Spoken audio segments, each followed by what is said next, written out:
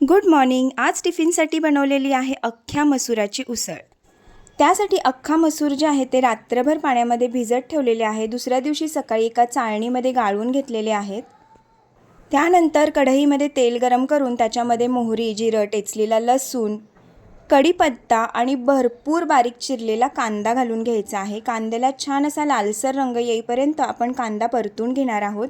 कांदा परतत असतानाच त्याच्यामध्ये मी कोथिंबीर घातलेली आहे।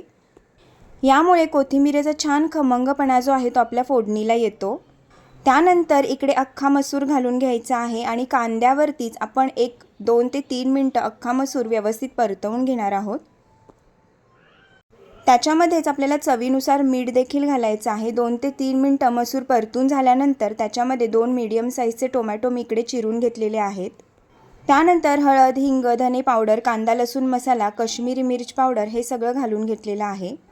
पाणी न घालता झाकण ठेवून 8 ते 10 मिनिटं आपण अख्खा मसूर शिजवून घेणार आहोत।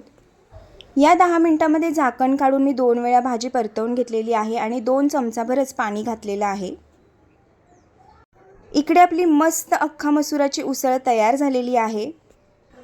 तर ही अख्ख्या मसुराची उसळ घरी नक्की ट्राय करा। भेटूया अशाच छानशा नेक्स्ट व्हिडिओमध्ये। तोपर्यंत बाय बाय।